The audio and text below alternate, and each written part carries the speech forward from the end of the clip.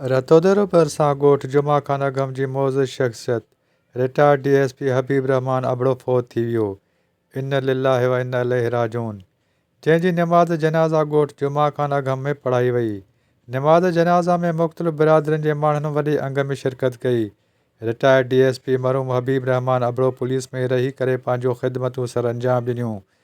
जॾहिं त पुलिस में रिटायर थियण खां पोइ हू ॻोठ जुमा ख़ान अगम में पंहिंजी ज़िंदगी गाइण लॻो।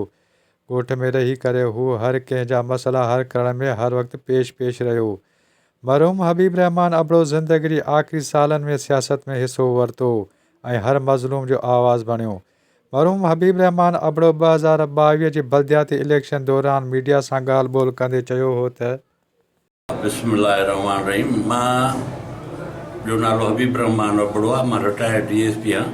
पाकिस्तान हर पाकिस्तानीअ खे हिते सियासत में हिसो वठण जो हक़ु आहे। जेकॾहिं हू न आज़ाद उम्मीदवार जी हैसियत में फार्म भरियो त हुन को गुनाह न कयो। उहो कल्ह टिनि ॾींहंनि खां वठी हितां गुम आहे। ॿुधण में अचे थो अगवा कयो वियो आहे। इहो ॿुधण में अचे थो अगवा करे हुन ते ज़बरदस्ती हुनखां लिखारायो वियो आहे। अञा ताईं असां सां मिलियो न आहे। तस्दीक सां असां अहिड़ी का बि ॻाल्हि नथा कयूं, पर ज़ुल्म आहे। अलाह साईं कंहिंखे ताक़त ॾे, भली ॾे, पर उहा ग़रीबनि ते न आज़माइणु घुरिजे।